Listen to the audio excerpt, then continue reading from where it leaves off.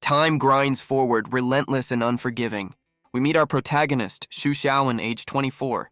His eyes reflect a life already full of weariness. He prepares for the daily grind, just trying to get by. His current job is that of a simple delivery rider. He descends from his cramped apartment into the world below. And of course, the landlords are waiting to collect the rent. Kicked out by his parents, he has no other options. A new order pops up, a brief distraction from his troubles. As night falls, he accepts the job, unaware of what's coming. Xu Xiaowen rides through the desolate city streets. Suddenly, a fiery figure blazes past him in pursuit. A thug flees down the alley mocking the hero's power. But the flame wielder just smiles, ready to prove him wrong. The criminal is engulfed in flames, a lesson learned too late. Onlookers debate if these heroes bring peace or just more chaos. Their debate is cut short by a massive explosion nearby. Another hero swings in, saving a damsel with a bit too much flair. He lands with a flourish, striking a pose for the stunned crowd. The grateful woman thanks her rescuer, a new celebrity born. The hero milks the moment, asking for a 5-star rating. As the hero swings away, Xu Xiaowen continues his mundane ride. He pulls up to a noodle shop for his next delivery. The friendly owner expresses concern over his few daily orders. He praises Xu Xiaowen's skill, saying he could be the best. But the words "the first" strike a nerve deep and cold. The shopkeeper is stunned by the sudden shift in mood. Xu Xiaowen just snatches the order and peels out. So much for a tip. His inner thoughts reveal a terrible curse from his past lives. He's doomed to excel, to become number one at any cost. He recalls the absurd, comical ways his curse has claimed him. In his last life, he was an all-powerful immortal emperor. He believed he was invincible, beyond the reach of fate. But the universe has a very twisted sense of humor. The mightiest immortal taken out by a common melon seed. So this time, his grand plan is to be utterly mediocre. He just wants to live a quiet, uneventful life until he's 80. But of course, trouble comes running right to his doorstep. A woman in distress leaps right over his head. She unleashes a flying kick, but Xu Xiaowen is just over it. She lands perfectly on his shoulders, a rather awkward predicament. The impact sends them both tumbling to the unforgiving pavement. Xu Xiaowen tries to process what just happened, his head ringing. The woman explains her desperate situation, begging for his help. She clarifies these aren't just thugs, but superpowered criminals. For a brief moment, her expression shifts to one of annoyance, but she quickly resumes her act, pleading for him not to leave her. While she fears for her life, our boy is doing financial planning. He coldly tells her he's just trying to stay out of her mess. Stunned, she asks if he can read minds, but he just wants to finish his shift. And right on cue, her pursuer steps out from the shadows, promising pain. He's Lim Kui, a level 4 criminal with frost abilities, here to collect a debt. He scoffs at the sight of Xu Xiaowen, dismissing him as useless. She urges him to escape, but Xu Xiaowen just wants her to get off his bike. Desperate, she grabs his shirt, refusing to let him leave her behind. But our boy is a man of principle, agreeing that debts should be paid. The thug warns him to mind his own business, a suggestion Xu Xiaowen is happy to take. He agrees immediately, leaving the woman utterly speechless at his cowardice. But his simple compliance somehow enrages the thug, who feels disrespected. He declares himself the boss of this area, his frost powers beginning to manifest. Xu Xiaowen sighs, completely over this unnecessary drama. The thug, Lim Kui, is momentarily stunned by his nonchalance. In the blink of an eye, he's left holding an empty shirt. Xu Xiaowen reappears, his patience finally worn thin. He unleashes a devastating kick right to the thug's jaw. The impact is brutal, shattering teeth and drawing blood. Lim Kui is sent flying backward down the dark alley. So much for being the boss of this particular area. But the frost wielder isn't done, summoning an ice shield. He looks up to see a terrifying power ready to devour him. With blinding speed, Xu Xiaowen follows through with his kick. The blow shatters the ice shield in a fiery, devastating explosion. From the thug's perspective, his reign as boss is officially over. But a sudden, urgent thought strikes Xu Xiaowen. His delivery. The woman is stunned that a level 4 user was defeated in one move. As he rushes off, she watches with a newfound intense curiosity. She pulls out a device, running a scan on the departing rider. The combat effectiveness test returns a single frustrating question mark. She's left completely baffled, wondering who this person could be. But our boy is just thinking about his greedy landlord raising the rent. The sudden demand for 3 months' rent shatters his plans. He crunches the numbers, the weight of his debt settling in. The sheer number of deliveries required is utterly absurd. He's haunted by his landlord's suggestion to get a roommate. Desperate for cash, he posts an ad for a roommate online.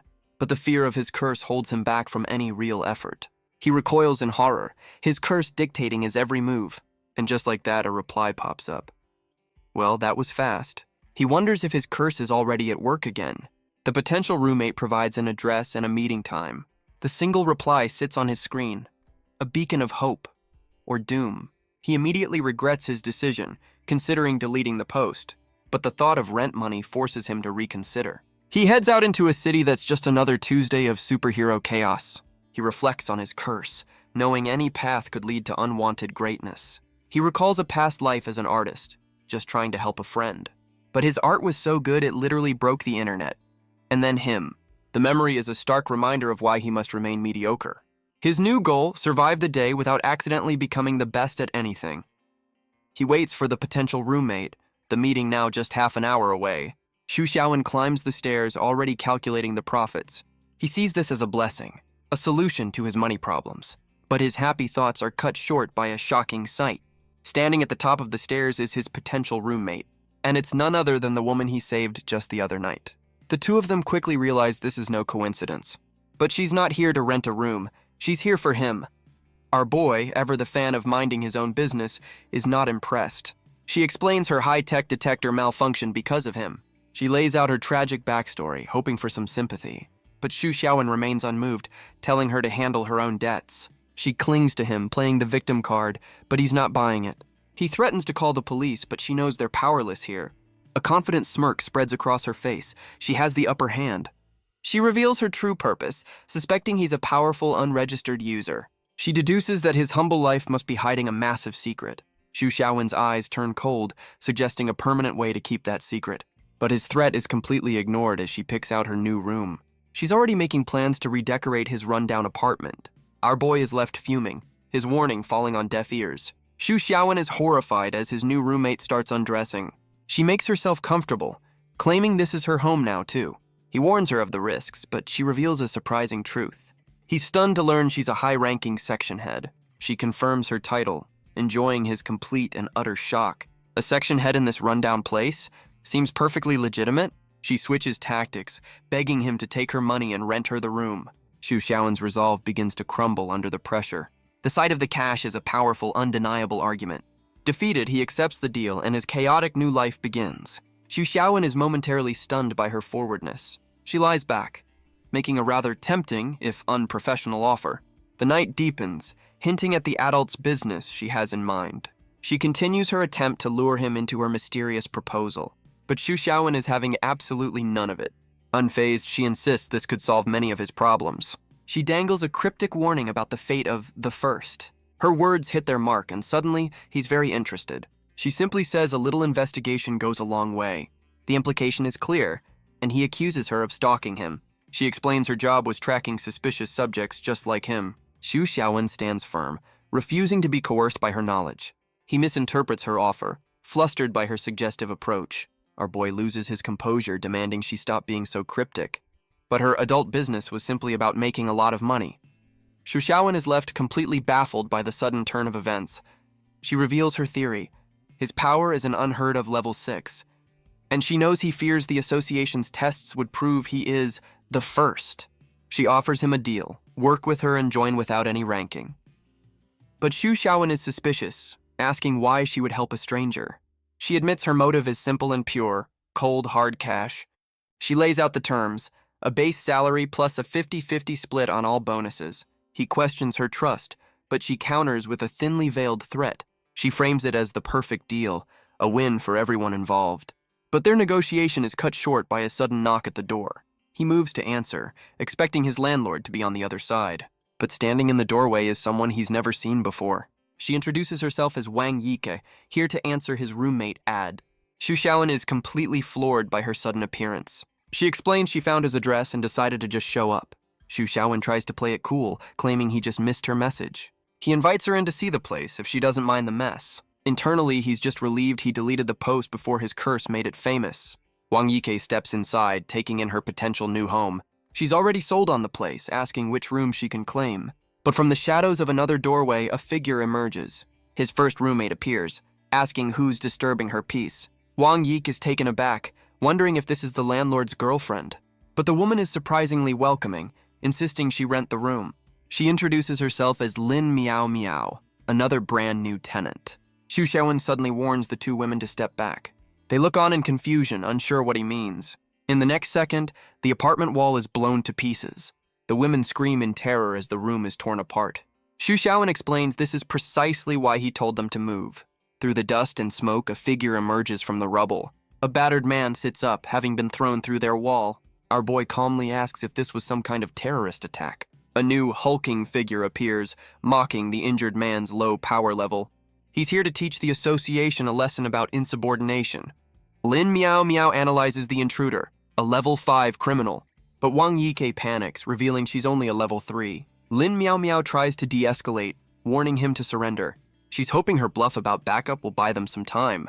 The villain scoffs, unimpressed by her threats against his group. But Lin Miao Miao sees this as a chance to test Xu Xiaowen's power. She turns to find him doing something completely unexpected. Our boy is calmly patching the hole in his wall. Priorities, people. He reflects that his curse has been far too active lately. He tells the women this is an association problem, not his. Lin Miao Miao grabs his shirt, invoking the classic hero's creed. But Xu Xiaowen coldly replies he's just a junior high dropout. Wang Yike warns them that the hulking villain is getting angry. His crimson aura flares as he prepares to end this. He launches his attack, shattering the floor beneath him. The villain soars through the air, promising death to them all. His fist comes crashing down, but Xu Xiaowen's hand stops it cold. Our boy glances back, his expression one of pure annoyance. Lin Miao Miao can only stare, stunned that she was just saved. The villain declares him the first to ever withstand his punch. Xu Xiaowen wonders if all villains use the same tired script. The hulking brute decides it's time to get serious. He activates his power, encasing his arms in steel. He looms over our boy, asking if he's ever seen hell. Xu Xiaowen deadpans that he used to work there, 9 to 5. Enraged, the villain charges forward with blinding speed. He lands a devastating punch right to Xu Xiaowen's face. But our boy is more concerned about who's paying for the damages. The villain roars that there's no need for repairs if he's dead. Xu Xiaowen's eyes glow, warning him never to speak of death. The villain unleashes a furious barrage of steel-hardened fists. But Xu Xiaowen's expression isn't fear. It's something else entirely. He cries out in horror as his beloved couch is destroyed. The carnage continues, claiming his refrigerator next. A man has his priorities. The brute pauses, admitting Xu Xiaowen's evasive skills are impressive. But our boy is just mourning his broken appliances in a moment of crisis. The villain's final warning is cut short by a hand on his face. Xu Xiaowen shoves him back, calculating the cost of the damages. He sends the villain flying with enough force to leave the planet. The two women can only stare as Xu Xiaowen wonders what to do next. While Xu Xiaowen worries about rent, Lin Miao Miao suspects he has a mind-reading power. She realizes she's stumbled upon a hidden treasure, a powerful new ally. Wang Yike confronts her, amazed that a level 5 was defeated so easily. The injured association member finally speaks, demanding to know who Xu Xiaowen is. Xu Xiaowen calmly asks the man when he regained consciousness. The man admits he was awake the entire time, witnessing everything. Lin Miao Miao panics, realizing her colleague saw everything and knows his secret. They immediately start bickering, because that's what roommates do. Wang Yike observes their argument, realizing they want to keep this quiet. Stepping forward, she offers a solution to their little problem. Wang Yike steps forward, her hand glowing with a strange power. She tells the injured man that he is the one who can defeat Lucas. She places a finger on his forehead, her power flowing into him. Xu Xiaowen and Lin Miao Miao watch, surprised by this sudden turn. The man sits dazed, repeating her words like a mantra. She calmly tells him everything is all right, her power still active. She reveals her solution. She's completely rewritten his memory. Lin Miao Miao identifies the power as hypnosis, a rare and unregistered ability. She knows powers like hypnosis and mind reading are highly valued by the association. Lin Miao Miao smirks, realizing their new living arrangement will be interesting. As Xu Xiaowen attempts some impromptu home repair, Lin Miao Miao asks to be let in. He peeks through the hole to find a trio of suited agents at his door. She introduces herself as Jin Shan, secretary of the association's cleaning section. Surprised by their rapid response, Xu Xiaowen lets them inside. She explains her department is responsible for cleaning up the mess heroes leave behind. The crew gets to work, as Jin Shan congratulates Chief Lin on her success. The hypnotized agent is presented as the hero who defeated the villain, Lucas. Jin Shan is understandably skeptical about this sudden power spike. Lin Miao Miao confirms the story, adding that Xu Xiaowen also provided assistance. Jin Shan accepts the official report, noting the bonus will be paid out shortly. But Jin Shan points out a problem. Wang Yike isn't registered. Lin Miao Miao quickly concocts a story to smooth things over. The story is accepted, and the villain is hauled away. As the crew departs, Jin Shan apologizes for the intrusion. She offers him a business card for any future incidents, but Lin Miao Miao steps in, taking control of the situation. Jin Shan agrees, respectfully addressing her as Chief Lin. With the coast clear, Lin Miao Miao invites him to her room. Business, I'm sure. He then asks Wang Yike if she's still interested in renting the place. She apologizes for the chaos, but he just tells her to settle in. He enters her room, unsure of what to expect from this meeting.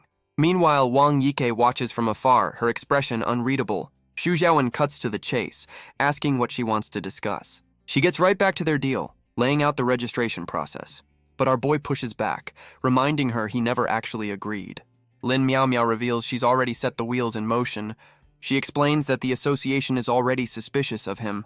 He collapses in frustration, but she calls it a golden opportunity. She then sweetens the deal with a very unprofessional offer. Xu Xiaowen is horrified, reminding her of her professional duties. She laughs it off, claiming it was all just a joke.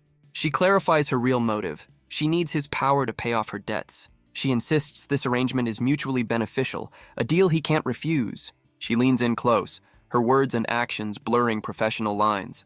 Overwhelmed, he asks for one night to consider her offer. She agrees, but gives him a strict deadline for the next morning. Defeated, he sarcastically agrees to her terms. What other choice does he have?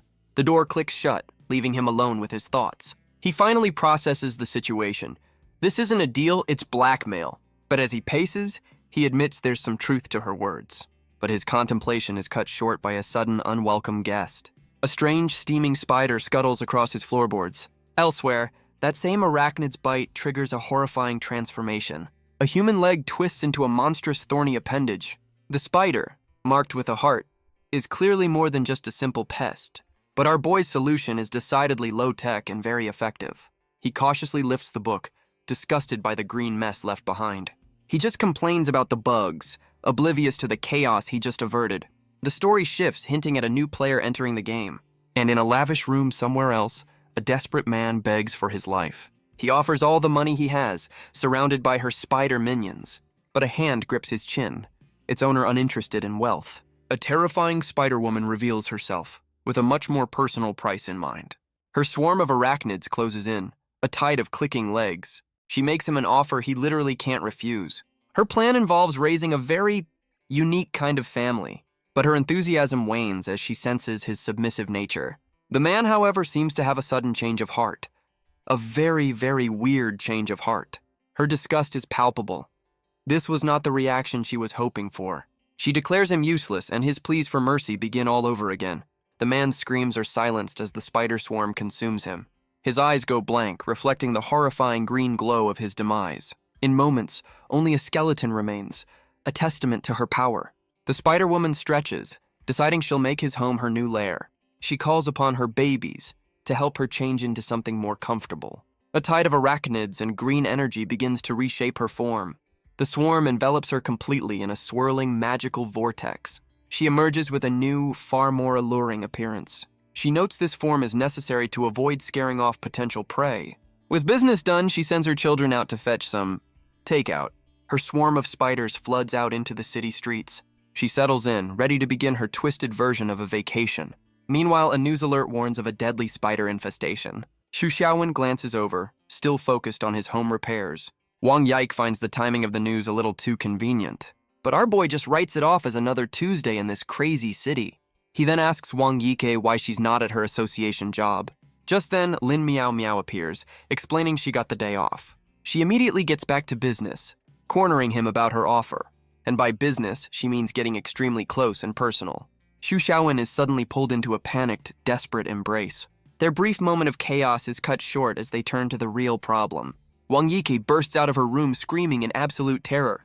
The floor is a moving carpet of venomous black spiders. Lin Miao Miao springs into action, stomping the pests into oblivion. She yells at Xu Xiaowen to stop standing there and lend a hand. But our boy is completely frozen, a look of pure horror on his face. Lin Miao Miao can't believe it, asking if he's actually afraid of spiders. Apparently, the man who can punch villains into orbit has a tiny, 8-legged weakness. She pleads for his help again as the tide of arachnids becomes overwhelming. He shoves Lin Miao Miao aside, telling her to get out of the way. but she just watches, calmly asking what he plans to do. In response, Xu Xiaowen unleashes a terrifying wave of fire. A roaring dragon of flame consumes the entire apartment. Lin Miao Miao can only stare in absolute unfiltered shock. With the spiders gone, Xu Xiaowen declares his eternal hatred for them. Lin Miao Miao's mind races, wondering just how many powers he's hiding. Our boy just smirks, teasing her about her own mind-reading skills. Flustered, she storms off, unable to get a straight answer. She realizes she's dealing with someone far more infuriating than she thought. With the fire out, Xu Xiaowen tells his roommates to clean up as he heads to work. Wang Yike emerges from her room, completely baffled by his nonchalant attitude. But Lin Miao Miao stops him, explaining the city's services are shut down. The news of a day off hits our boy harder than any supervillain punch. She shows him the citywide alert, confirming it's a spider infestation. He reads about the mass casualties, his expression growing grim. The pieces click into place. This is more than just a pest problem. He declares a personal vendetta, a war between him and all spider kind. Elsewhere, in a lavish villa, someone lets out a sudden sneeze.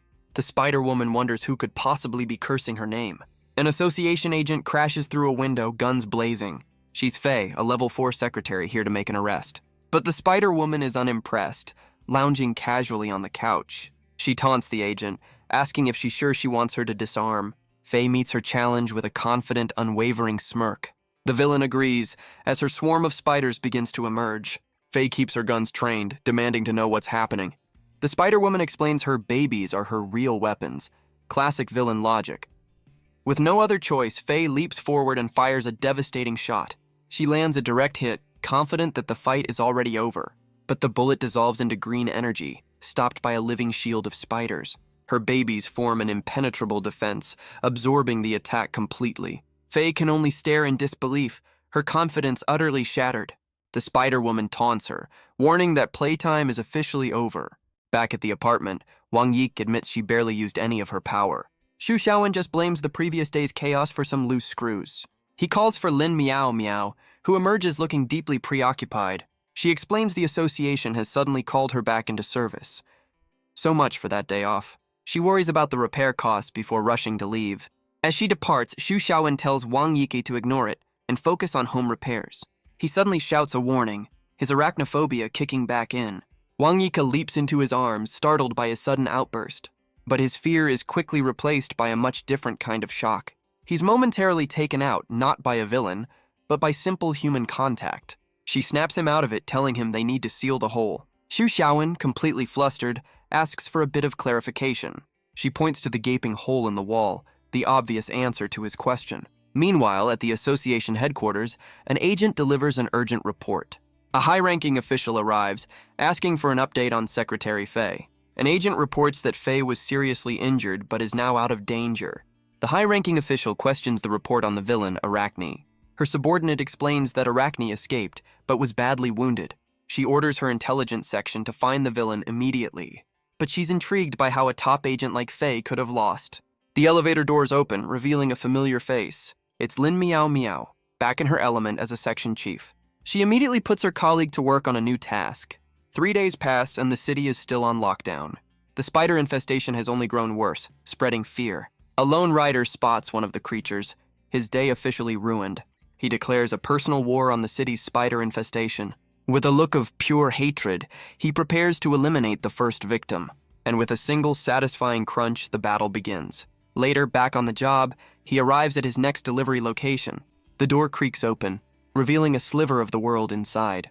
A man answers, asking for the food while munching on a snack. The exchange is brief and the door is quickly shut in his face. As he turns to leave, a notification dings on his phone. He checks the message, his expression turning to one of disbelief. It's a 1-star review, blaming him for spiders in the hot pot. So much for a tip. But then, a moment of pure joy, a 4-star review. He realizes the spiders are helping him avoid his curse of being number 1. He quickly snaps out of it, annoyed that his plan is in shambles. Elsewhere, in a dark alley, the city's true problem festers. The villain Arachne is wounded, cursing the association for her defeat. She calls upon her babies, hoping their essence will heal her. Her eyes glow red as she demands more from her swarm.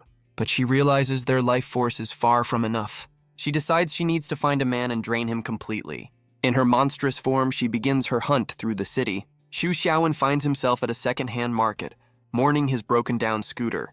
He calculates the cost, another expense he simply can't afford. But his financial woes are cut short by a sudden, chilling presence. A massive, bladed leg crashes down just inches away from him. The villain Arachne looms over him, her hunt finally bearing fruit. Our boy is understandably horrified by the giant talking spider lady. She sizes him up, noting he's a bit on the skinny side for her tastes. But she decides he'll do just fine for a quick snack. And suddenly, a memory from a past life flashes through his mind. He recalls being a monk captured by 7 spider demons. Déjà vu is a terrible thing. The spider demon tries to tempt the young monk from his sacred path. Her sisters join in, promising him a paradise of earthly delights. But the monk recites his scriptures, trying to resist their allure. His resolve fails and he finds himself their prisoner. The lead demon offers him freedom, but for a very specific price. He braced himself for a test of will, a battle against seduction. But it turns out they just needed a weaving teacher. Seriously. And so, he became the #1 silk weaver in the demon realm. His captors are overjoyed with his masterful craftsmanship. And just like that, his soul is kicked out. Another life, another curse. His beautiful creation was so perfect, it summoned a divine tribulation. Snapping back to reality, he recognizes the familiar form of a spider spirit. Xu Xiaowen puts the pieces together, asking if she's behind the infestation. She scoffs, saying she only eats scum, and offers him a chance for last words. He considers her offer, his mind racing. But his expression hardens, he has nothing to say to her. She makes him a final, crude offer, but he senses the real danger. She explains her venom will give him a painless, hallucinogenic death. How thoughtful. In a flash, something is thrown with blinding speed. The Spider-Woman is caught completely off guard by the sudden attack. The projectile, his own scooter, slams into the ground with explosive force. Arachne looks around in confusion, wondering where her prey has gone. She stands in the crater, unable to find any trace of him. Suddenly, Xu Xiaowen appears right beside her, much to her shock. He asks a very specific question, wondering if she can produce silk. She completely misinterprets his intentions, thinking he's into something kinky. But our boy is not in the mood for games, grabbing her hand mid-gesture. He uses her own momentum to effortlessly flip her over his shoulder. His eyes burn with a rage that has nothing to do with saving the city. He repeatedly slams her into the ground, demanding an answer. He declares that her ability to spit silk is a crime worthy of death. With the threat neutralized, he calmly walks away from the scene. But his dramatic exit is immediately ruined by a stray soda can. He kicks it away, furious about being tricked into knitting yet again. As he leaves, an unseen figure watches him from the shadows. Elsewhere, news of Arachne's defeat sends shockwaves through the association. Night falls over the city, and over Xu Xiaowen's apartment. Lin Miao Miao returns home, announcing her arrival with a flourish. She explains she just heard Arachne was defeated right in their neighborhood. Xu Xiaowen admits he's the one who did it, all because of a bad memory. Lin Miao Miao lets out a sigh, completely done with his nonchalance. She asks why he wouldn't mention taking on a high-level villain. Our boy just admits that his hatred for spiders was too strong to resist. She hands him his commission for the Lucas fight, explaining the pay is lower. But Xu Xiaowen isn't listening. His eyes are locked on the cash. He immediately declares he's in, his financial woes overriding all other concerns. With the deal sealed, she tells him to report for training on Monday. That night, Xu Xiaowen tosses and turns, his mind racing. He wakes the next morning, stretching as a new day begins. A quiet moment of contemplation before his new life officially starts. But his quiet morning is interrupted by a strange rustling in his bed. He stares at the lump under the covers, wondering if it's a person. With a deep breath, he cautiously lifts the blanket to investigate, and finds a strange woman passed out right next to him. He immediately drops the blanket, his mind struggling to catch up. His curse-addled brain wonders if this is its latest, most bizarre assassination attempt. The woman begins to stir, asking if it's morning already. She sits up, rubbing her eyes and greeting him by name. Xu Xiaowen is completely stunned that this stranger knows who he is. She then throws herself at him, complaining that she's hungry. He demands to know who this strange woman is. She teases him, implying they shared an intimate night together. Xu Xiaowen panics, insisting on his innocence and telling her to leave. Her expression turns sly, hinting that reality isn't always required. The pieces click into place. He asks if she's a powered user. She breaks into laughter, amused by his naive reaction. He finally loses his cool, demanding to know why she's in his home. A fair question. She calmly introduces herself as Wang Yihan. The name strikes a chord, and he asks about her link to Wang Yike. And right on cue, his other roommate appears at the door. Wang Yike stands in the doorway, completely stunned by the scene. She points a trembling finger, assuming the worst about the two of them. Xu Xiaowen frantically denies everything, but Wang Yihan just greets her sister with a smirk. The revelation hits him. These two are actually related. Later, over a very awkward breakfast, he wonders how they could possibly be sisters. Wang Yihan then makes a rather pointed comment about her sister's development. Our boy is just confused, thinking Wang Yiki looks far too young for this conversation. He questions his own eyesight, not seeing the vast difference she's talking about. But Wang Yike proudly declares her sister is the clan leader with a first-class figure. Xu Xiaowen's internal monologue, however, paints a very, very different picture. Wang Yihan explains that the Phantom Clan can change their forms at will. Xu Xiaowen is confused as she explains their origins as dream seducers. This power is actually a rare form of hypnosis, highly sought after by the association. She stretches, eager to get to know her new roommate. Our boy is less than thrilled. She puts a finger to her lips, a silent, playful invitation. A heart-shaped blast of energy flies from her fingertips. It explodes in a puff of pink smoke right at his feet. She strikes a pose, inviting him to enjoy their time together. The history of the Wang clan is revealed, a matriarchy built on power. And Wang Yihan is their most powerful leader in half a century. Wang Yihan is completely flustered by his lack of interest. She leans in close, asking why he shows no reaction at all. Xu Xiaowen just stares back, asking what she expects from him. She wonders if he's just hiding his true feelings for her sister's sake. But our boy calmly schools her on the diversity of human attraction. Her expression darkens, and Wang Yiki grows visibly nervous. She begs Xu Xiaowen to stop talking before her sister gets angry. But he's already moved on, focused on fixing his broken scooter. Wang Yihan refuses to believe any man could resist her charms. Wang Yike can only watch in horror, pleading with her sister to stop. She decides to prove her point, conjuring her hypnotic power. An arrow of pure energy is formed, designed to trap any man. It strikes Xu Xiaowen directly in the back, a perfect hit. Wang Yike looks on in horror, certain that the fight is over. Xu Xiaowen's vision blurs, the world around him fading away. He finds himself in a strange, unfamiliar purple void. Suddenly, he's surrounded by a sea of tempting apparitions. Wang Yihan appears as the queen of this domain, promising no escape. In the real world, Wang Yike panics, fearing for his sanity. But inside the illusion, Xu Xiaowen is just intrigued. Another Tuesday for the immortal emperor. But inside her own mindscape, Wang Yihan finds his calm demeanor unsettling. Xu Xiaowen simply offers her a casual thumbs up. He even congratulates her on the impressive display. So much for seduction. Furious at being mocked, she promises to make him pay for his arrogance. She unleashes her power, commanding the illusion to consume him. Her technique is designed to slowly drain the willpower of anyone trapped inside. A swarm of her previous victims, now mindless puppets, rushes forward. She declares that his annoying attitude has earned him a permanent place in her collection. But Xu Xiaowen just smirks, questioning the very premise of her attack. He coolly states that a child's willpower is the last thing he's ever needed. A strange blue energy begins to form a shield around him.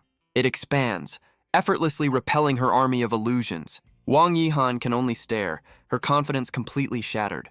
He warns her that if this makes him late for a delivery, there will be consequences. She's furious, unable to believe he's worried about work right now. She lunges forward, ready to teach him a lesson in priorities. But she's stunned to find he can use his own powers inside her mind. In the next instant, his hand is wrapped around her throat. A terrifying demonic aura erupts from his body, filling the void. With glowing eyes and a twisted grin, he asks her to guess who he really is. She struggles in his grip, unable to believe he's using his own power here. No human has ever broken free from her mental prison. Xu Xiaowen coolly asks if she's finally figured out he's not human. He tosses her aside, explaining he knows a thing or two about hypnosis.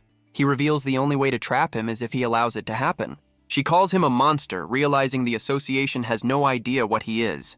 Apparently, she didn't get the memo, gathering her power for another try. She forms a heart, preparing another blast of her hypnotic energy. She threatens him with capture and experimentation by the association. But our boy just asks if she really wants to cast an illusion inside an illusion. She sees this as a rare chance to test her limits against a true monster. But Xu Xiaowen just stands there, inviting her to take her best shot. Wang Yihan is completely baffled by his calm and his cryptic words. He explains he's letting her appear in his own illusion. A creative little test. Furious at being underestimated, she unleashes her most powerful attack. The arrow strikes, but not against him. It shatters the very fabric of her reality. Her entire mental world crumbles into a million pieces. So much for that plan. Back in the real world, Wang Yihan collapses, the psychic backlash too much to handle. The commotion brings Lin Miao Miao out, complaining about the noise and the lack of soundproofing. Wang Yiki explains her sister just passed out, leaving them all to wonder what just happened. Wang Yiki panics, having never seen her powerful sister faint. But Xu Xiaowen calmly checks her pulse, saying she'll be fine. Lin Miao Miao then questions why her sister was in his room to begin with. She turns on Xu Xiaowen, scolding him for just standing there. But our boy is completely unresponsive, lost in his own world. Furious at being ignored, Lin Miao Miao delivers a swift kick. He falls to the floor, stiff as a board, much to her confusion. Wang Yike realizes he's still reeling from her sister's hypnosis. Lin Miao Miao puts the pieces together. 2 sisters, the surname Wang. She finally identifies the unconscious woman as the Wang clan leader. Lin Miao Miao's expression shifts, a plan already forming in her mind. She informs Wang Yike that both sisters will be returning to the association. The very thought sends a wave of panic through the younger sister. Lin Miao Miao reveals the reason. Wang Yihan is a suspected member of a villain group. She insists it's just a friendly chat to clear up a misunderstanding. Sure it is. Wang Yike points out her sister is still unconscious, but Lin Miao Miao has a solution. She reveals a rare and powerful ability, a form of mind reading. She places a hand on Wang Yihan's head, delving into her subconscious. But what she finds in the clan leader's mind leaves her completely shocked. Wang Yike asks what's wrong, seeing the color drain from Lin Miao Miao's face. Inside Wang Yihan's mind, Lin Miao Miao finds only darkness. She's been pulled into a secondary illusion, a trap within a trap. She realizes this isn't Wang Yihan's mind, but a deeper, emptier space. She wonders where Xu Xiaowen is, as he should be here too. Suddenly, she collides with something solid in the void. Before her stands a massive, imposing wall of stone. She looks around, unnerved by the silent, empty darkness. Her gaze falls upon a colossal stone statue on a throne. Well, this is new. Suddenly, the statue's eyes ignite with a terrifying red glow. She can only stare in horror as the immense figure awakens. She wonders how he's become the master of her illusion. The pressure from the stone figure is absolutely breathtaking. Its massive stone hand begins to shift on the arm of the throne. Lin Miao Miao is but a speck before its immense, silent form. The statue slowly raises a finger, pointing directly at her. A voice echoes in the void, asking if she wants to know who it is. She can only swallow her fear, completely paralyzed. The voice reveals a name as the world shatters into fragments. Visions of his past lives flash before her, each ending in a ridiculous death. She sees him die again and again, an endless cycle of cursed greatness. The vision shifts, showing a woman slumped over her desk in exhaustion. Lin Miao Miao's eyes widen, the truth of his existence dawning on her. The revelation leaves her questioning the very nature of his identity. A single drop of sweat traces a path down her cheek, a sign of her fear. Inside the illusion, Xu Xiaowen confirms that all those lives were his, every single one of them doomed to die a miserable, cursed death. He then asks how he managed to take control of her illusion. A question he cheekily admits he can't answer himself. In a moment of pure panic, she covers her eyes, promising she saw nothing. Classic, nothing to see here defense. She realizes this man is far beyond her comprehension. Xu Xiaowen just smirks, asking where all her confidence went. She admits defeat, knowing a fight against this monster is pointless. Even Xu Xiaowen is confused by his own power's manifestation. He declares the game over, bored with their little mindscape. Lin Miao Miao resorts to empty threats, her confidence all but gone. But he reminds her that she's trapped here with him, not the other way around. Suddenly, Wang Yihan appears, her own power flaring to life. She claims she can end this illusion whenever she pleases. She gathers her hypnotic energy, preparing to break them all free, but her power fizzles out, having no effect whatsoever. Well, that's embarrassing. Xu Xiaowen casually asks if she needs a hand with that. Wang Yihan gathers her power, refusing to accept her defeat. She unleashes a whip of pure energy, but Xu Xiaowen is unmoved. The clan leader finally realizes he was telling the truth all along. With a sigh, our boy decides to end this game himself. A single kick shatters the very foundation of their mental prison. In the real world, Wang Yike desperately tries to wake her sister. The two of them reappear as the illusion finally crumbles away. Xu Xiaowen smirks, reminding her he said he'd have to handle it. But his victory is cut short by a sudden, horrifying realization. He turns to Lin Miao Miao, asking if she was in there with them. She demands to know why he was completely unresponsive for so long. He comically asks if she'll pay for damages, but she's not amused. Just then, the clan leader's golden eyes slowly flutter open. Wang Yike rushes to her sister's side, who complains of a dizzy head. She has no memory of the illusion's end, wondering why Xu Xiaowen is fine.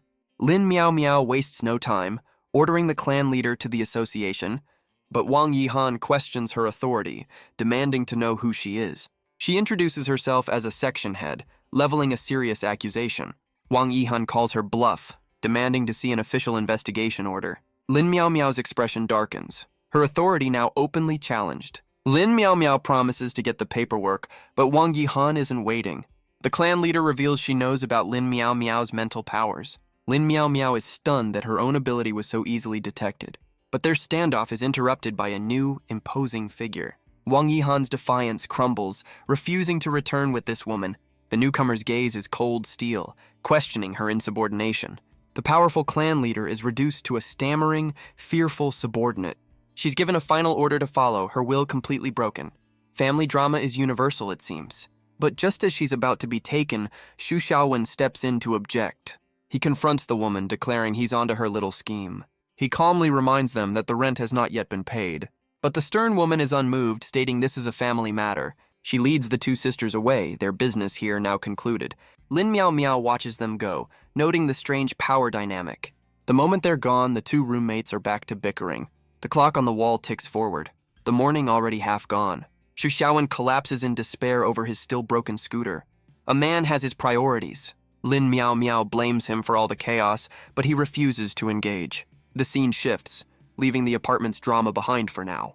Elsewhere, a team of suited agents prepares for their next assignment. The woman in charge orders the younger girl to hand over her bag. But it's the older woman who receives a formal, synchronized greeting. She seems completely bewildered by the sudden show of respect. From a window above, Xu Xiaowen watches as they're ushered into a car. A hand suddenly lands on his shoulder. A quiet surprise. It's Jin Shan, who remarks on the shy girl's powerful family ties. She then asks why he'd still bother with deliveries now that he's an agent. The question hangs in the air, leaving our boy completely stumped. He has a sudden, loud realization that his old life might be over. The scene shifts, a proverb hinting at the dangers of a lifelong commitment. A young woman pleads with her attendant, not wanting to be married. But she's told the contract is set, and she has no choice in the matter. Her face darkens with despair, questioning her cruel fate. She gently stops the attendant's hand, a silent moment of decision. The comb is set aside, her protest now over. Her attendant can only offer a comforting embrace, calling it destiny. A voice from outside asks if the second miss is ready for the ceremony. The patriarch's aide announces that the guests have arrived. No pressure. With cold resolve, she agrees to meet them, her fate now sealed. She walks down the long hall, a lonely figure heading toward her future. The aide informs her the wedding is set, but she questions the sudden rush. He warns that the date is final, unless an accident should occur. She accepts her fate with a quiet, somber resignation. But she adds a cryptic note reminding him that accidents do happen. An attendant announces her arrival as she steps into the main hall. A woman lounging nearby compliments her, finding her despair much more appealing. A slow, deliberate clap echoes through the silent room. A man in a suit offers his cold, calculated approval of the arrangement. He approaches her, his gaze assessing her like a piece of property. He stands behind her, a possessive shadow looming over her future. The woman mocks their old-fashioned views on marriage and family. The young bride-to-be clenches her fists, her humiliation complete. But the woman's golden eyes show nothing but cold amusement. The aide explains this is about securing the family's future generations. She declares herself satisfied with the product and the upcoming wedding. She offers a hand, sealing the deal with a triumphant smirk. The aide accepts, their business transaction now officially complete. The second miss asks to be excused, unable to bear it any longer. The woman dismisses her with a casual wave, already bored. She explains away her sister's behavior as simple shyness. The two men finalize the details of their new alliance. The second miss reflects on a life lived as a tool for her family. She collapses in a hidden courtyard, her despair finally taking over. Tears stream down her face, a silent protest against her fate. But even in her sorrow, a spark of defiance remains. A voice cuts through her grief, pointing out her makeup is smudged. "Real smooth, buddy." She looks up in shock, her golden eyes meeting a familiar face. In a moment of pure confusion, she asks how Xu Xiaowen got in. He calmly explains he just walked right past security. Apparently the words "delivery boy" are the ultimate master key. Her composure shatters, her shock written all over her face. She frantically tells him he can't stay here, her eyes darting around. Grabbing his hand, she tries to pull him away, fearing her sister's wrath. She promises to lead him out, begging him never to return. But Xu Xiaowen stops her, asking why she was crying in the first place. Her eyes well with tears again, the question hitting its mark. A sudden rustle from the nearby bushes cuts their conversation short. She freezes, pulling him close as she asks who's there. A man in a formal uniform steps out, asking about the second Mrs. Guest. It's the aide, Uncle Xu, who claims he was just watering the plants. Sure you were, buddy. The aide's gaze falls upon their intertwined hands, a silent accusation. He asks if this is the real reason she's refusing her arranged marriage. He points directly at Xu Xiaowen, the supposed source of all this drama. Wang Yike frantically denies any connection, trying to shield him from trouble. The aide sizes up our boy, noting his simple clothes and delivery uniform. And suddenly, a light bulb goes off in his head, a very, very dim light bulb. He launches into a dramatic tale of forbidden love between a noble lady and a poor boy. Wang Yi can only listen in horror as he constructs an entire soap opera on the spot. But Xu Xiaowen just squeezes her hand, deciding to play along with the absurd story. He turns to her, asking if she's willing to fight for their eternal love. The aide puts on a show of tears, feigning reluctance. Xu Xiaowen is completely unimpressed by the over-the-top drama. The aide declares he must follow the script of this tragic romance. Wang Yike frantically tries to explain he's just her landlord. But the aide is committed, vowing to test Xu Xiaowen's sincerity. This guy watches way too much TV. Our boy tries to de-escalate, reminding him he's just a delivery guy. The aide points out that no ordinary writer could get in here. With his patience gone, he lunges forward in a blaze of fire. But in a flash, Xu Xiaowen vanishes from the spot. The aide is left stunned, unable to comprehend the boy's speed. But his fiery fist is caught mid-swing. Xu Xiaowen pins him to the ground, offering some life advice. The aide's flames rage, but they can't break the boy's grip. The attack backfires, sending the aide flying backward. Our boy just steps forward, completely unfazed by the heat. He calmly reminds the man that he warned him to take it easy. He notes that this family seems to have a listening problem. The aide asks which clan he belongs to, but Xu Xiaowen claims none.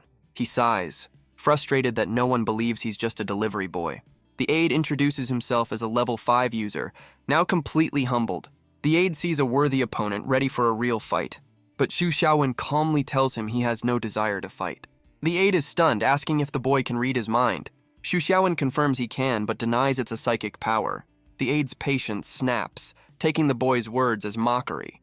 But in the next instant, his eyes go blank with shock. He turns, stammering the name of the second miss. Wang Yike stands over his unconscious body, offering an apology. Xu Xiaowen can only watch, surprised by this sudden turn.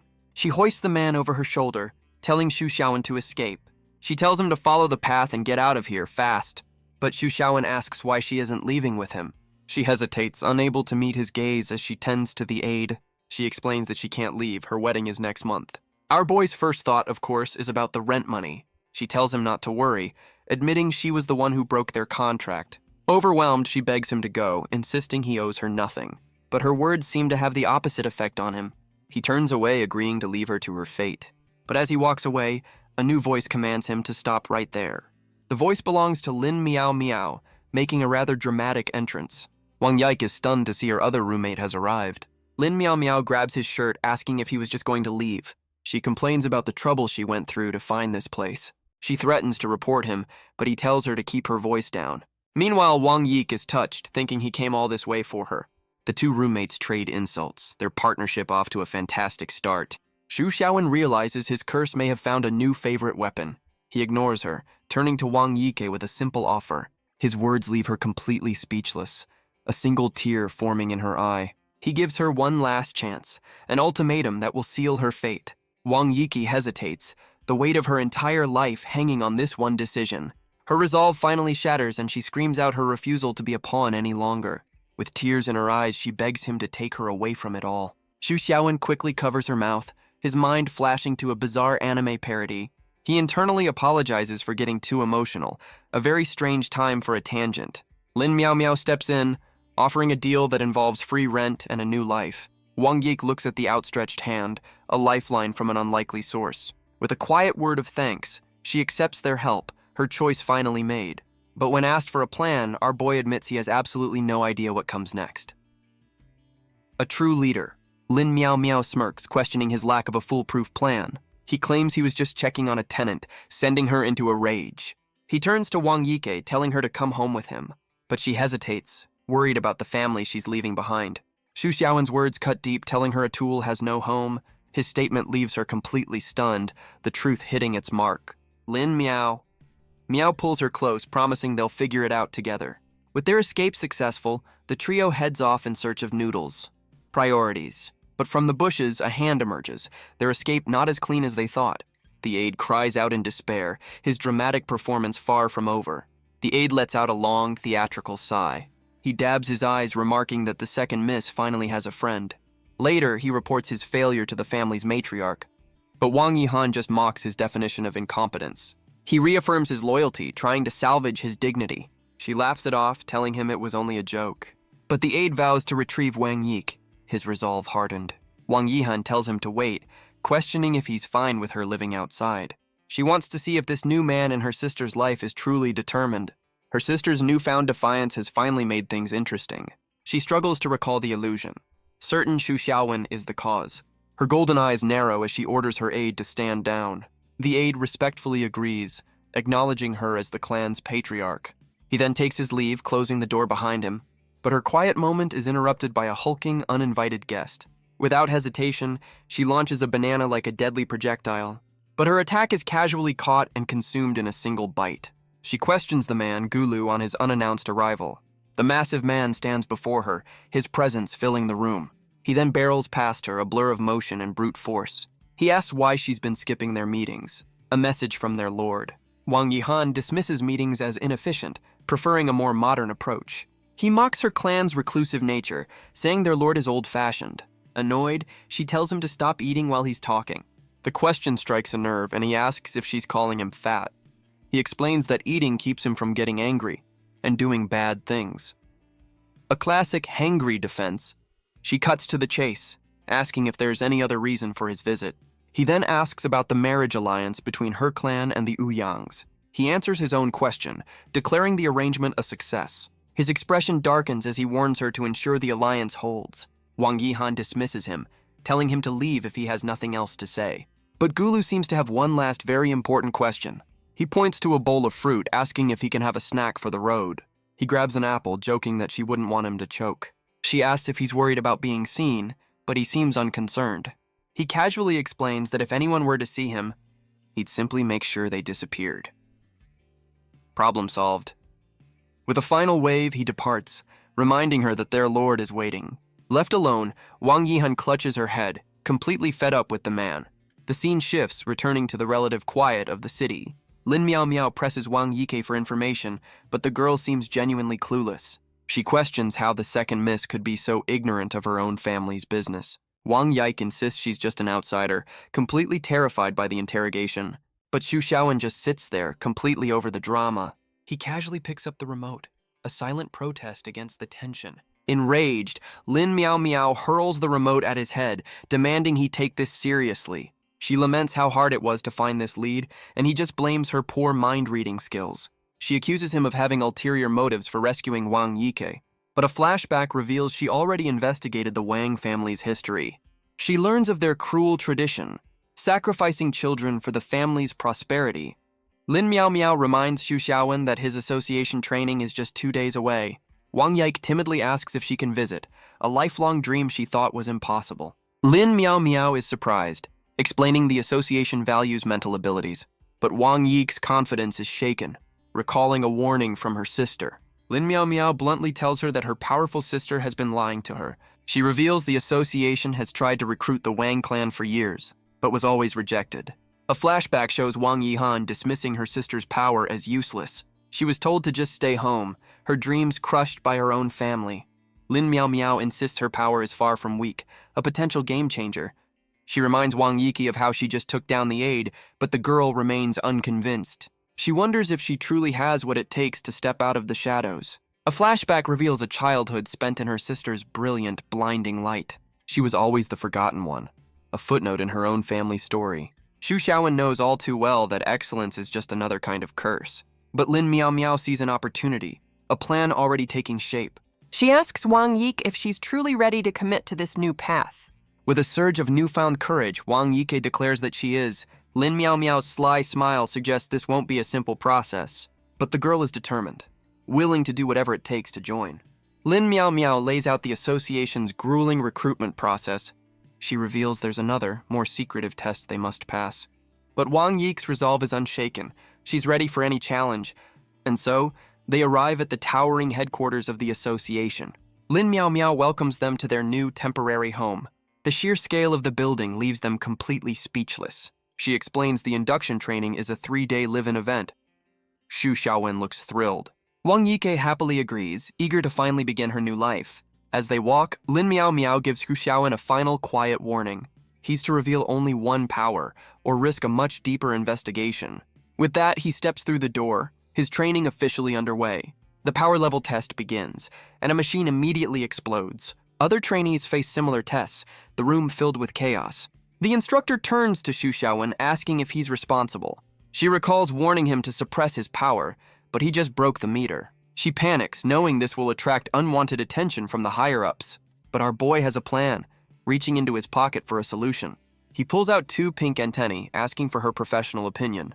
The instructor can only stare, completely baffled by his strange device. He explains they're anime-inspired power suppressors. Of course they are. He turns to equip his new gear, leaving her utterly speechless. He asks if his new look is more appropriate.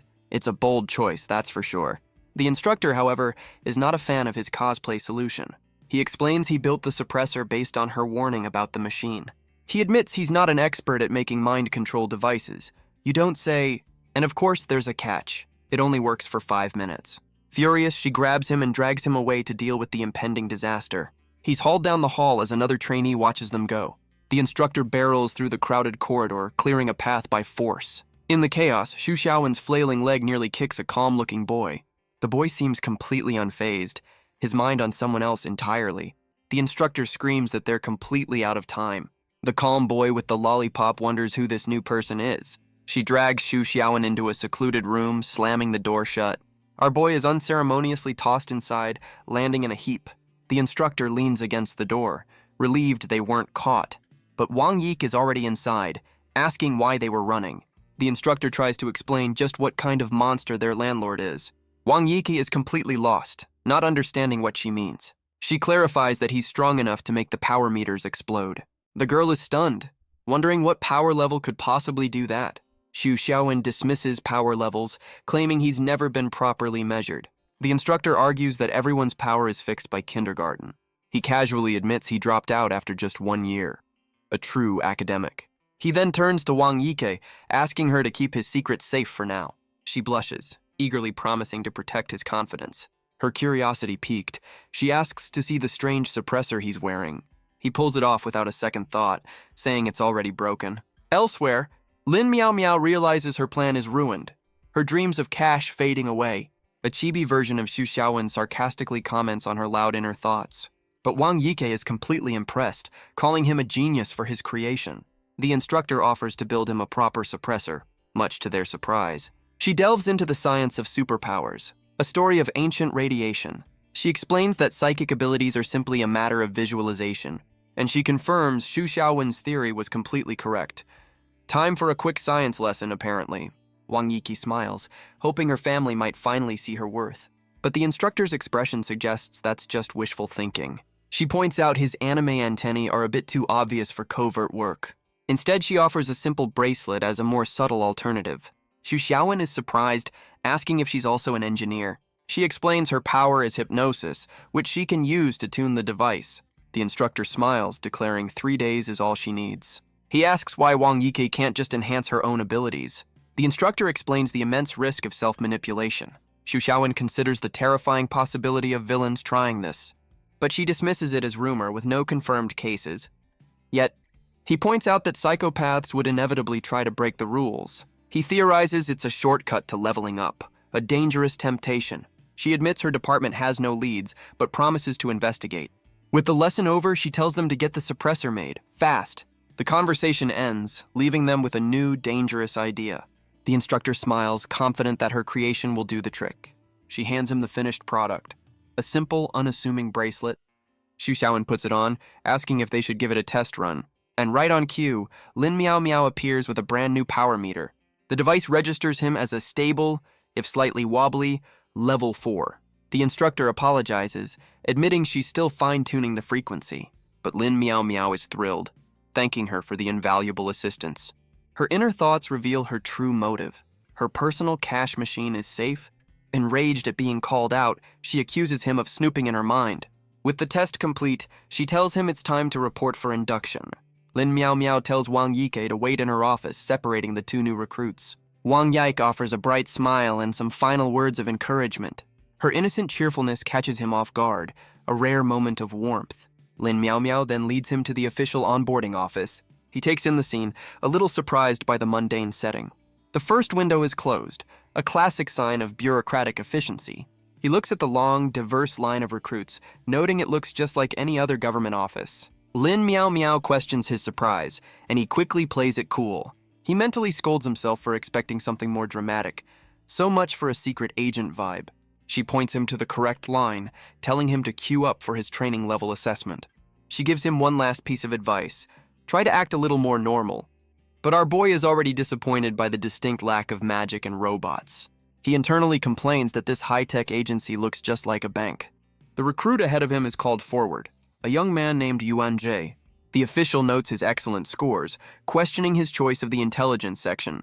But Yuan Jie is unwavering, confirming his decision without hesitation. His paperwork is stamped, and he's assigned to his training room. As the previous recruit departs, it's finally Xu Xiaowen's turn. The official recognizes his name as Chief Lin's promotion, but is confused by his status. Xu Xiaowen calmly clarifies that he's only here on a part-time basis. The official stares him down, a long, silent moment of assessment. With a heavy sigh and a stamp of red ink, he's assigned a room. Xu Xiaowen walks away, sensing he was just being sized up. He's immediately waved down by Lin Meow Meow, his ever-present handler. She asks about the interrogation, and he explains they questioned his part-time status. She confirms he followed her script, a crucial part of her grand plan. He tells her he stuck to the story, just as she'd instructed, and with that, the official simply let him go. No further questions asked. Lin Meow Meow is relieved, explaining those clerks are sharper than they look. But Xu Xiaowen's mind is on the next hurdle, the training, and its dreaded performance tests. She assures him the training isn't a test so he can relax. She lays out the schedule, one interesting test and one boring combat trial. Xu Xiaowen is completely unimpressed by her vague and unhelpful description. She insists he should just experience it for himself, calling it a rare opportunity. With that, she tells him she's off to handle Wang Yike's arrangements. She waves goodbye, leaving him to fend for himself for the next 3 days. He sighs, realizing he's in deep, just as a voice tells him to move. He stands alone in the polished hall, a fish out of water. He turns around, a flicker of recognition in his eyes. He looks up at a hulking figure, asking if he's looking at a minotaur. First day of school is always fun. The horned man snaps at him, annoyed by the unwanted attention. But Xu Xiaowen just apologizes, letting the man pass without a fight. He watches him go, realizing this place is full of all sorts of characters. His only real question is whether those horns were a power or just a bold fashion choice. He calls the elevator, ready to begin his first day of training. He steps inside, his sandals a stark contrast to the formal setting. The doors close, reflecting his bored expression back at him. The car fills with other recruits, and a woman asks him to press her floor. He obliges, selecting the 13th floor on the panel. The elevator arrives, and the doors slide open to their destination. As the recruits step out, the difference in style is immediately apparent. A flamboyant man in a period costume stops to take a quick selfie. Another recruit watches him, sensing they're destined to be in the same class. He arrives at his assigned room number 1302, and just as he predicted, the flamboyant swordsman is right there with him. The man offers a charming smile, ready to make a new friend. He introduces himself with a ridiculously long name and a shower of roses. He's Edward, a level 4 user with a flair for the dramatic. But his attention is suddenly drawn to another familiar face in the hall. He welcomes Xu Xiaowen, thrilled they'll be classmates from now on. A new recruit, Yuan Jie, greets them from inside the room. The class is a mix of powerful users, including 2 martial artist twins. The other recruits offer a simple greeting to the imposing Yuan Jie. But Edward makes a much grander entrance, introducing himself as a prince. He offers a list of nicknames, none of which Xu Xiaowen will ever use. An off-screen instructor tells them to pick up their training schedules. Xu Xiaowen steps forward to grab the itinerary for the next 3 days. But as he reads the document, his expression begins to change. He's left completely speechless by the contents of the schedule. It's a list of mind-numbing lectures, not the hero training he expected. He finally understands Lin Miao Miao's definition of interesting. He finds an empty desk, his new reality setting in. He knows he has to find a way to survive this academic nightmare, but Yuanji approaches, pointing out he's the last to introduce himself. Xu Xiaowen offers a simple introduction. A former delivery man. Yuanji smiles, admitting he was a student who dropped out. Our boy is immediately suspicious of this attempt to build rapport. Just then, a new instructor enters, calling the class to order. Her eyes narrow, recognizing a familiar face in the crowd. And Xu Xiaowen recognizes her too. Jin Shan from the cleaning section. Jin Shan begins the class, announcing they have some required reading. She claps her hands, signaling for the materials to be brought in. A cart groans under the weight of a mountain of rulebooks. So much for action-packed training. The other recruits can only stare in stunned, horrified silence. But Yuanji just smirks, calling it a simple task. We've found the teacher's pet. The class settles in, the mood a mix of dread and quiet acceptance. Jin Shan explains that regardless of their background, they all serve the association. But as Xu Xiaowen scans the schedule, he notices one very important detail. Right at the end of the third day, there's a test with no clear deadline. He glares at the paper, silently cursing Lin Miao Miao for her little white lie. Jin Shan quotes a bizarrely specific rule from the manual. Apparently, bathroom breaks are a serious offense around here. Xu Xiaowen is convinced this is his curse at work again. A pop quiz designed to make him number one, and then kill him. The lecture shifts to geopolitics, explaining the 5 Global Association headquarters. She reveals a friendly competition is held every 5 years to showcase national strength. The winning Continents Association will lead the world for the next 5 years. She lets the weight of that statement sink in, the stakes now crystal clear. The other recruits look on, dreams of glory filling their minds. Everyone here has a chance to represent their country on the world stage. But for Xu Xiaowen, this isn't a dream. It's a nightmare he can't escape. He immediately tries to find a loophole, telling the instructor he can't participate. She asks if this surprise quiz is a new addition to the curriculum. Xu Xiaowen questions how a section chief could be so clueless about the training. She explains that chiefs are exempt, and she's been busy dodging her debts. She offers a flimsy apology, admitting she never attended training herself. As a rare level 5 psychic, she was apparently too special for the basics. Xu Xiaowen can only stare, wondering how she's managed to survive this long. He turns to leave, declaring that he absolutely will not be taking that quiz, but Lin Miao Miao leaps after him, calling him her precious money tree. She clings to his leg, warning him that leaving now counts as forfeiting. The news hits him like a ton of bricks, his one escape route now gone. She explains the association's rules are absolute. No one can withdraw from training. And the final nail in the coffin. Quitting the test means he'll be ranked last, which is still number 1. Back in the classroom, Xu Xiaowen's fury reaches a boiling point. He desperately searches for a loophole, even considering injuring himself to get out of it. But the memories of his past lives flood his mind, the curse's grip tightening around him. 3 days later, Jin Shan announces the moment they've all been dreading. The final test. The other recruits are completely drained, but Yuan Jie looks on with cold contempt. Our boy is just as fried, his brain completely overloaded from the academic gauntlet. The instructor stands before her class, a silent observer of their exhaustion. With a sly smile, she asks if they're truly ready for what's about to come. But Yuanji stands, questioning the test's ambiguous deadline. He correctly deduces that this quiz has nothing to do with their lectures. Jin Shan simply pushes up her glasses, offering no comment. He presses on, guessing the test must be different for every recruit. She praises his intelligence, but once again refuses to give anything away. With a final adjustment of her glasses, she begins the 30-second countdown.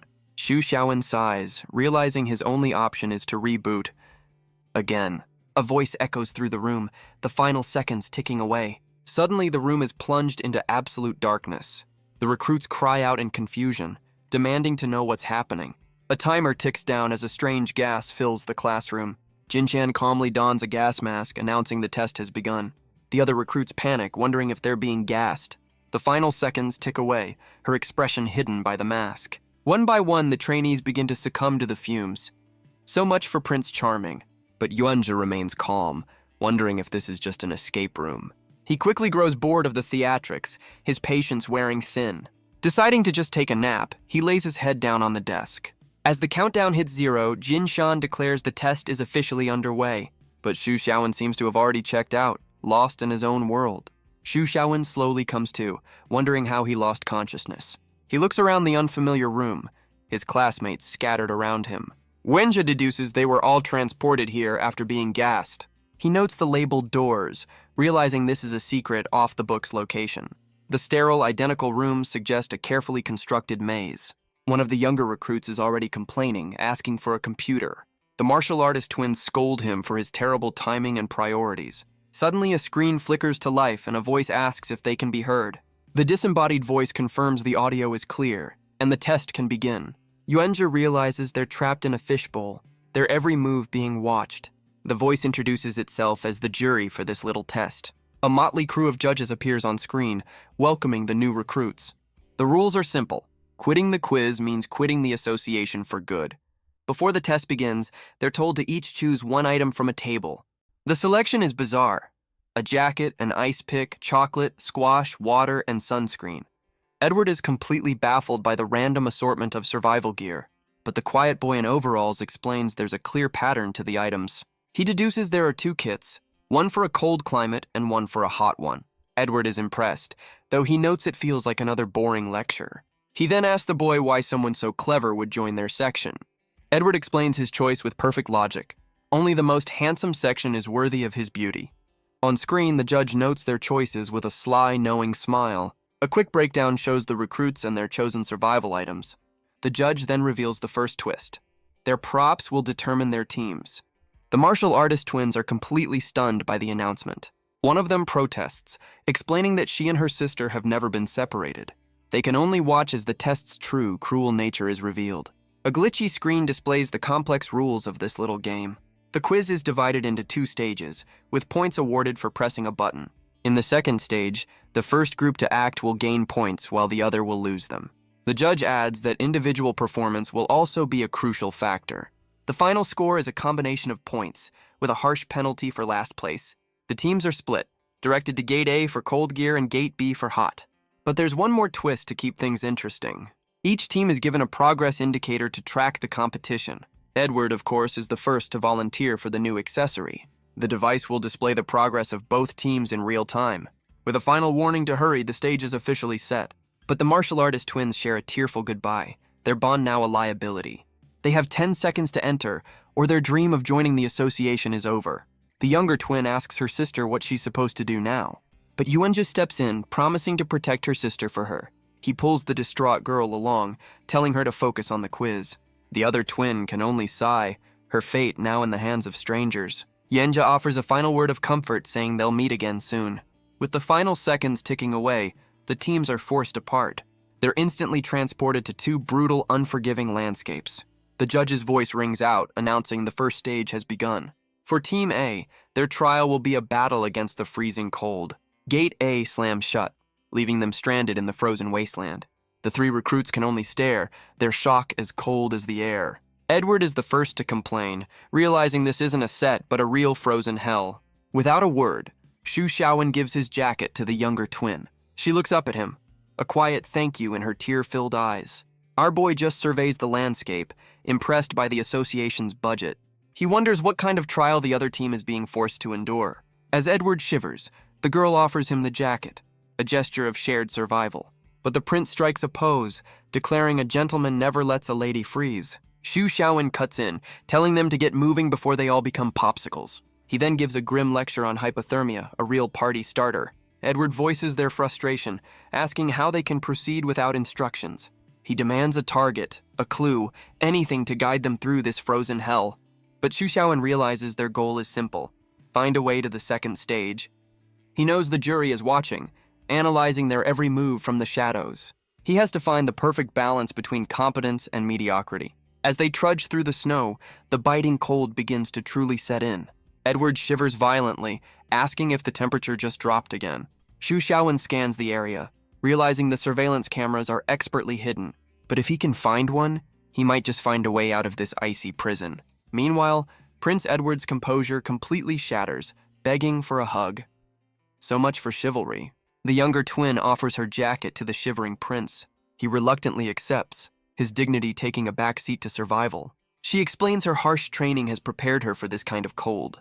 They spot a cave in the distance. a potential shelter from the storm. Xu Xiaowen warns them of snow blindness, urging them to get inside. The small team trudges through the deep snow, heading for the cave. Inside, they find a pile of dry wood, a small miracle in this frozen wasteland. The girl points out the convenient supply of firewood.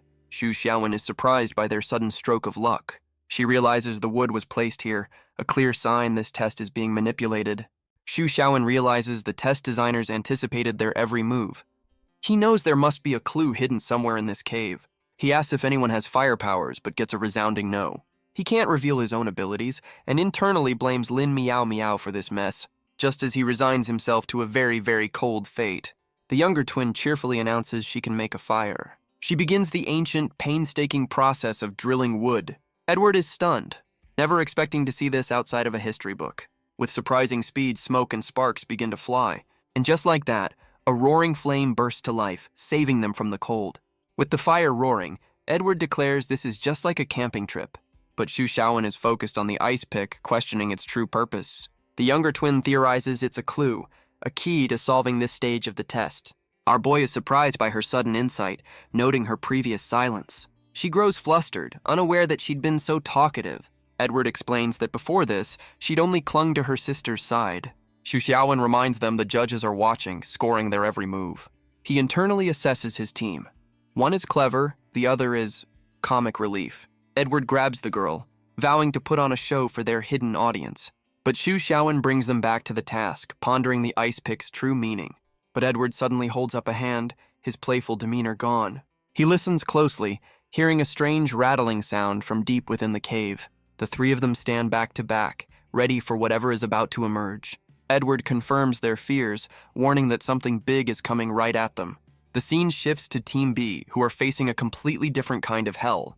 They trudge through a vast, scorching desert under a relentless sun. Suddenly, the progress indicator on the quiet boy's wrist begins to flash. He announces that Team A has just pulled ahead, their progress jumping by 5%. But Yuanjia spots a building in the distance, a potential objective for them. The boy in overalls agrees, knowing they need to pick up the pace to stay in the game. From the darkness, a small, fluffy creature rolls into the firelight. Edward is startled as the strange snowball bounces right up to him. He stares down at it, completely baffled by this new development. The creature sits down, its big eyes welling with tears as it shivers. But the younger twin is immediately charmed, calling it a little snowman. She kneels down, getting a closer look at the adorable, fluffy visitor. She asks the creature if it's lost, wondering where its parents are. The little thing can only let out a soft, sad cry in response. But in the next instant, it leaps forward, catching her by surprise. It burrows into her arms, not to attack, but to find a little warmth. But Xu Xiaowen is not impressed, convinced this thing is just playing her. Edward is confused, wondering how the huge presence he sensed could be this tiny creature. Xu Xiaowen confirms his suspicion, warning that the real threat is still out there. The younger twin, however, is completely smitten by the adorable little thing. Suddenly, a scream echoes from the cave entrance as two red eyes ignite in the darkness. Our boy's expression hardens. He knew this was too good to be true. A massive, clawed foot slams down, cracking the very stone beneath it. The ground trembles as a hulking figure emerges from the shadows. Edward can only stare in disbelief, his bravado completely gone. The three of them stand together, facing the true monster of this frozen hell. A low growl echoes from the darkness, saliva dripping from its fangs. The beast is a hulking, white-furred monstrosity, towering over them. But Xu Xiaowen's expression remains completely unfazed by the sight. The monster lets out a deafening, earth-shaking roar. Edward and the younger twin can only stare in absolute terror. Our boy deduces this must be the little creature's parent. A very, very big parent. The girl looks down at the small fluff ball, her concern growing. But the creature's innocent act suddenly drops, revealing a sinister glint. It lashes out with surprising force, tearing at her clothes in a flash. The little monster then leaps onto the giant's head, its true nature revealed. The little creature holds up a piece of her torn clothing, a tiny, fluffy trophy. Edward explodes in rage, vowing to kill the creature for its transgression. The giant monster's red eyes glow with pure, unbridled fury. Edward shouts a warning, telling them to watch out for its eyes. But Xu Xiaowen realizes this beast isn't a random encounter. It's the next clue. He recalls the legends of a 7-foot-tall snow monster, but the creature before them is far larger, a 4-meter-tall beast. It's a hulking, muscular monstrosity. Weird is definitely one word for it. Xu Xiaowen knows this is all too convenient, a perfectly timed test. And right on cue, the monster lunges, sending the younger twin flying. Edward shouts at the younger twin, Chun Tian, trying to stop her, but she ignores him, leaping forward to attack the beast head-on. She lands a powerful kick right in the monster's chest. The impact sends the massive creature stumbling backward. Chun Tian lands perfectly, her expression one of cold fury. Her teammates can only stare, stunned by the monster's raw power. She strikes a pose, declaring that betrayal will not be forgiven. The snow beast lets out a furious, pained roar in response. But as Xu Xiaowen moves to step in, she tells him to wait. She knows this is a fight to the death. Either they win or they die. But Xu Xiaowen questions if a direct fight is what the jury wants. But Edward's warning comes a fraction of a second too late. The monster's massive claw comes crashing down toward them. Yet our boy just stands there, his expression one of pure boredom. In the next instant, the beast is sent flying backward through the air. Edward can only stare in disbelief, wondering what just happened. The little creature hides behind its parent, its act of innocence back in place. Xu Xiaowen calmly deduces the monster's foot must be broken. He asks Chun Tian if she can finish the job, and she confidently agrees. With a look of pure focus, she prepares to unleash her final attack. She unleashes a devastating kick, a blur of motion and power. With a furious cry, she puts all her strength into the blow. The attack connects, sending the beast reeling backward. It crashes to the ground in a cloud of snow and debris. Edward can only scream, his mind completely blown by her power. He asks Xu Xiaowen what just happened, as Chun Tian sways dizzily. He questions if the monster was really injured or just scared off. Edward compares the beast to a starter-level video game enemy. Xu Xiaowen agrees, saying they should focus on finding the real clues. Edward realizes the clue must be connected to the tiny, deceptive creature. Xu Xiaowen and Edward are left completely baffled by the sudden victory. But Edward quickly recovers, praising Xu Xiaowen while forgetting his own name for a second. He strikes a pose over the fallen beast, giving his full, ridiculous royal title. The little creature hides behind a rock, its innocent act back in full force. But Xu Xiaowen looms over it, ready to find out what secrets it's hiding. He wonders aloud where the clue could possibly be on this tiny thing. Edward and Chun Tian suggest a more invasive approach, morbidly curious about its anatomy. The creature shivers in terror, its big eyes welling with tears. But Xu Xiaowen kneels down, offering it one last chance to cooperate. And just like that, the helpless creature pulls out a small, ornate key. Xu Xiaowen holds up the key, sarcastically complimenting the creature's eyesight. With the monster defeated, the team finally makes their way out of the cave. The progress indicator on Edward's wrist flashes with a sudden update. Edward praises Xu Xiaowen for the incredible punch that took the beast down. But from a hidden control room, the judges watch their every move. One of them remarks that this particular group is proving to be quite interesting. But the calm boy with the lollipop knows it's Xu Xiaowen who's the real wild card. The scene shifts to the scorching heat of an endless desert. Here, Team B continues their grueling trek through the unforgiving sand. The other twin worries their destination is just a mirage, a cruel trick of the light. The boy in overalls explains the science behind desert mirages, but the older twin is far less interested in a lecture than the crushing heat. The boy confirms that after an hour of walking, the town must be real. Yenja urges them forward, their only hope for shade now in sight. But the older twin can't take the oppressive heat any longer. She decides a change of clothes is in order, right here in the desert. She stands in a much cooler, if significantly less practical outfit. With that, she sits down, declaring it's time for a break.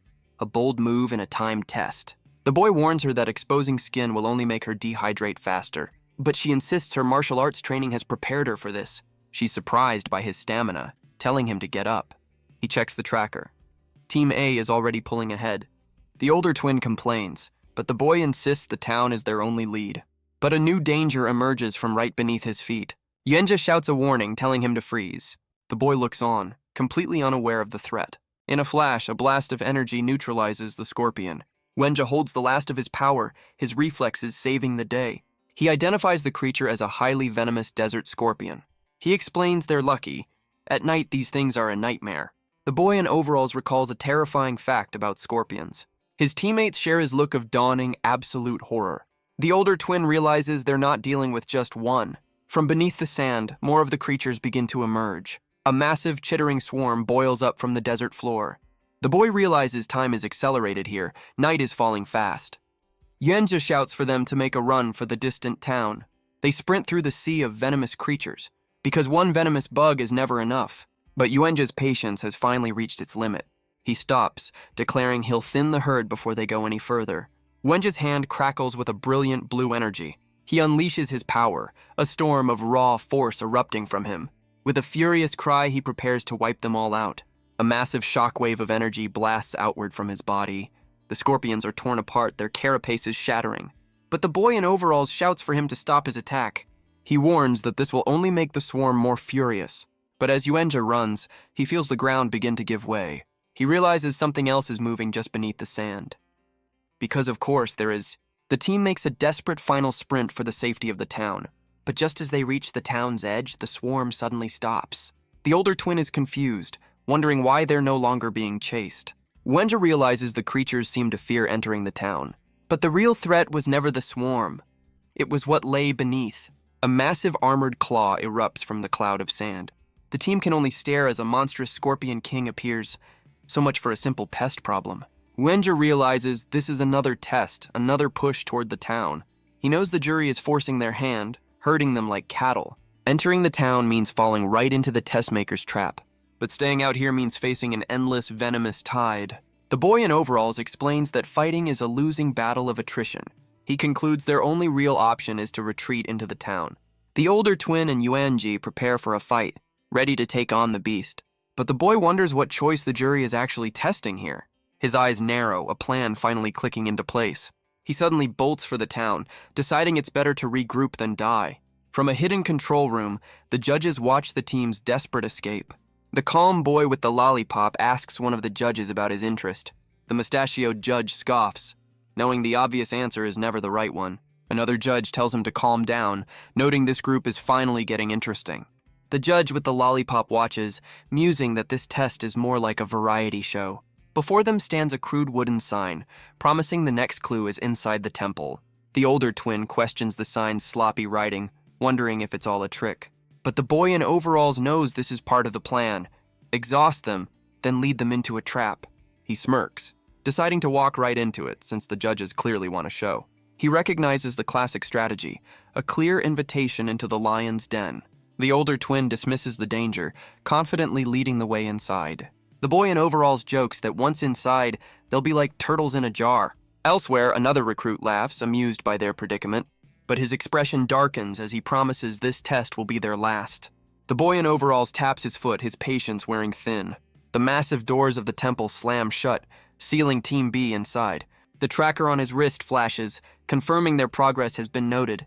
The hall is lit only by flickering candles, casting long, ominous shadows. They realize they're trapped, their only path leading further into the darkness. The older twin shivers, complaining about the sudden, unnatural chill. Yanja offers her his jacket, a practical solution to an impractical outfit choice. The boy in overalls spots their objective, a single wooden box on a distant altar. The others agree, ready to rush forward and claim their prize. But he facepalms in frustration, begging his teammate to use her head for once. The older twin has already reached the altar, holding the box aloft. But her prize is sealed shut by a heavy, unyielding lock. She realizes they'll need to find a key to open it. So much for a quick win. The boy in overalls scolds her for her reckless impulsiveness, but she just waves him off, confident this is a simple puzzle. As she steps back, her foot presses down on a hidden floor panel. Yenja screams a warning, but it's already far too late.